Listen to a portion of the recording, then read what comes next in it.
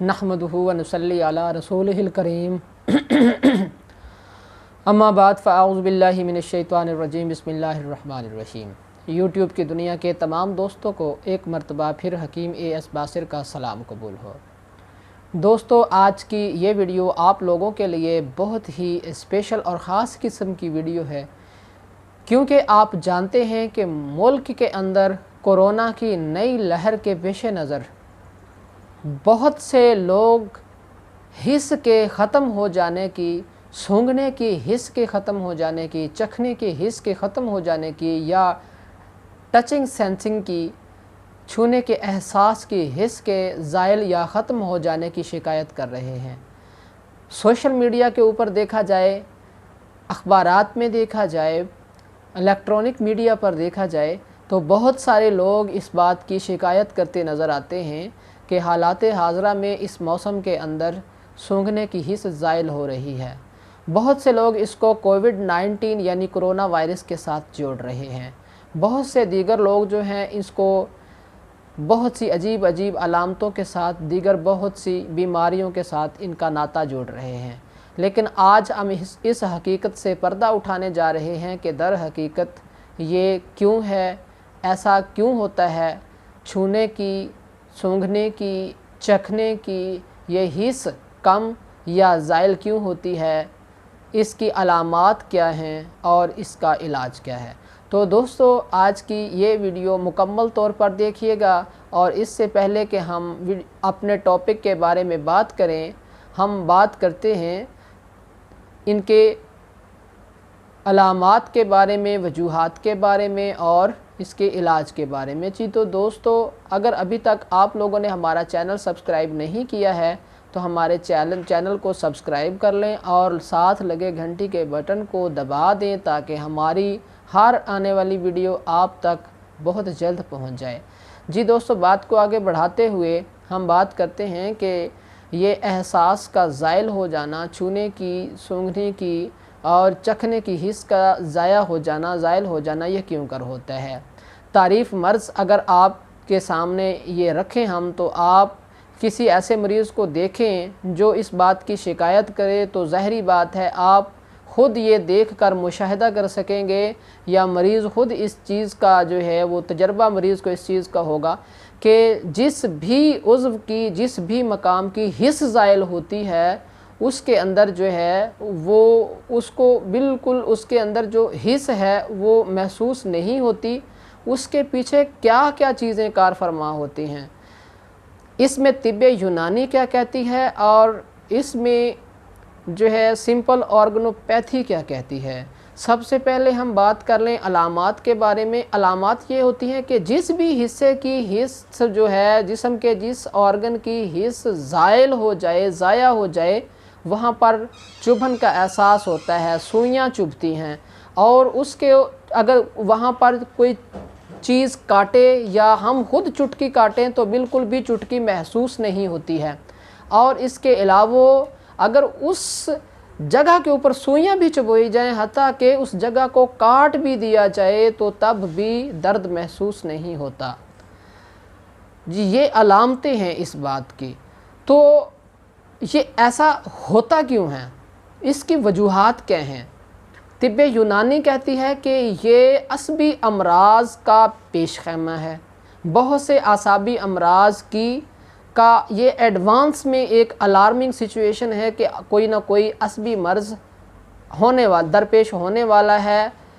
और इसके अलावा दीगर बहुत सी वजूहात हैं जिसमें किसी सिमी असर का, समीयत का खून के अंदर शामिल हो जाना, जहरीले मादों का खून में शामिल होना, पारा का जहर, हड़ताल वर्किया, दीगर संख्या वगैरह का जहर, और इसके अलावा गलीज़ बलगम का या खूनी सुद्दा जो है वो उस मुकाम जो मुतासर शुदा मुकाम है उसकी तरफ आने वाले जो आसाब हैं, जो पैगाम रसां आसाब हैं, उनके रास्ते में खूनी सुद्दे का फनस जाना भी इस बीमारी का बायस है।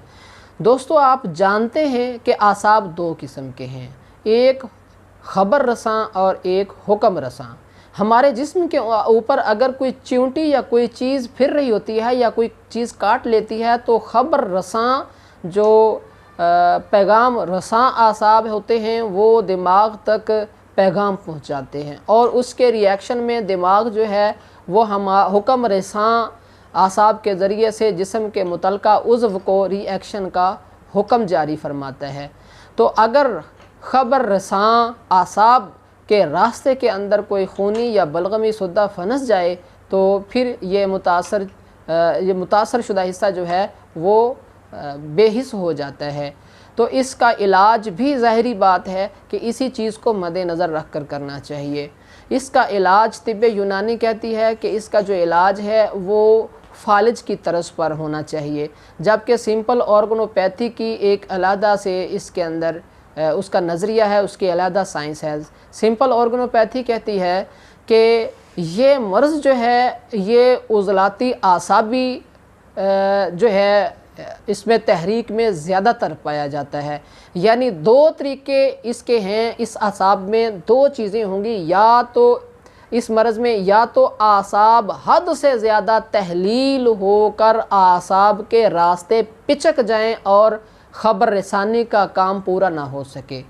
दूसरा तरीका ये है कि उज़लाती शदीद तहरीक की वजह से, एक तो आपको बताया कि शदीद उज़लाती तहरीक की वजह से आसाब के रास्ते मसदूद हो जाएं, और दूसरा इसकी वजह यह है कि शदीद गुद्दी तहरीक की वजह से आसाब के रास्ते बलगमी रतूबात फंस जाने की वजह से, बलगम जमा हो जाने की वजह से, तस्कीन की वजह से आसाब के रास्ते मसदूद हो जाएं। तो दोस्तों, सिंपल ऑर्गनोपैथी के इस बेहतरीन नज़रिए को फॉलो करते हुए हमें इसका तरीका इलाज भी इसी के मुताबिक करना चाहिए। क्या करना है हमने अगर तो मरीज़ की नब्ज़ बिल्कुल कलाई के ऊपर हाथ रखने से, ये देखें जैसे अगर हम हाथ रखते हैं तो बिल्कुल कलाई के ऊपर हाथ रखने पर महसूस होती है, तो फिर ये आप समझें कि इसकी नब्ज़ उज़लाती है। इसके अंदर जो है ये नब्ज़ 1 उंगली तक भी आ सकती है, उज़लाती असाबी 1-2 उंगली तक, और इससे आगे 3-4 उंगली तक भी जा सकती है, उज़लाती गुद्दी भी हो सकती है। पेशाब का रंग इसमें जो है वो बिल्कुल सुर्खी माइल भी हो सकता है, मिकदार इसकी कम, सुर्ख पीला और सुर्ख सफ़ेद, ये दोनों रंग हो सकते हैं। तो जब ये अलामतें हों तो फिर आपने देख लेना है कि शदीद आसाबी तहलील वाक़े है। तो आपने क्या करना है कि आपको पता है उज़लाती तहरीक में गुद्दत के मुकाम के ऊपर तस्कीन होगी, तो आपने तस्कीन वाली जगह को जब तहरीक देनी है, यानी गुद्दी तहरीक जिस्म के अंदर गर्मी खुश्की की नब्ज़ पैदा करनी है, गर्मी खुश्की का मिजाज पैदा करना है, तो फिर वो गर्मी खुश्की का मिजाज जब पैदा होगा तो आसाब के अंदर तहलील की बजाय तस्कीन हो जाएगी, और जो एहसास की हिस्स जो होगी, छूने की, सूंघने की, चखने की हिस्स जो है वो दोबारा से अपनी सही तरतीब पर आ जाएगी, दुरुस्त होना शुरू हो जाएगी। और अगर आप देखें कि नब्ज़ जो है वो बिल्कुल बालाई मुकाम पर मुशर्रफ नहीं है, बल्कि वो दरमियान में है, अगर हम नब्ज़ के 3 दर्जे रखें तो बिल्कुल ऊपर, बिल्कुल नीचे कलाई की हड्डी के साथ, और एक दरमियाना। तो अगर नब्ज़ दरमियान में है, दरमियान में अगर है, तो फिर आपने क्या करना है कि फिर आपने देख लेना है, आपको जान लेना चाहिए कि यहाँ पर हद से ज़्यादा आसाबी तस्कीन हो चुकी है। आसाबी तस्कीन में मुतासरा मकाम के रास्ते तस्कीन की वजह से मसदूद हो चुके हैं। तो फिर आपने आसाब की तहरीक जगानी है, आसाब को स्टिमुलेट करना है, मोटिवेट करना है, मोटिवेशन देनी है आसाब के अंदर। और फिर क्या होना है कि जब आसाब में स्टिमुलेशन आएगी तो फिर उज़लात के मुकाम के ऊपर जो है वो तस्कीन चली जाएगी, और गुद्दत जो है वो तहलील में आकर ये मसला हल हो जाएगा। इसके लिए बारहा हमने नुस्ख़ाजात जो हैं वो आपके सामने रखे हैं, आज भी शेयर कर देते हैं। अगर आप आसाब की तहलील को ख़त्म करना चाहते हैं तो आप गुद्दी आसाबी नुस्खा दे देंगे। आसाब को तस्कीन में लेके आना चाहते हैं तो हल्दी, मुलट्ठी, सौंफ बराबर वज़न पीस कर दे देंगे मरीज़ को, तो तब भी मरीज़ जो है वो दुरुस्त होना शुरू हो जाएगा। और अगर आप देखते हैं कि मरीज़ जो है वो पहले से ही आसाबी तस्कीन का है, तो फिर आपने क्या करना है कि आसाब के अंदर आप अपने आसाब के अंदर जो है वो तहरीक जगानी है, आसाबी उज़लाती नब्ज़ कर दें। आसाबी उज़लाती नब्ज़ के अंदर सर्द तर अदविया दें, उसमें पानी का ज़्यादा इस्तेमाल करवाएं, हल्का नीम गर्म पानी करके इस्तेमाल करवाएं। कहवे में आप गुलाब के फूल जो हैं इनका अमलतास को साथ में मिलाकर इनका कहवा दें तो ये हिस्स जो है ये वापस आना शुरू हो जाएगी। इसके अलावा तिब्बे यूनानी की अगर हम बात करें तो तिब्बे यूनानी जो है वो खाने के लिए माजून फ़लासफ़ा का इस्तेमाल करवाती है।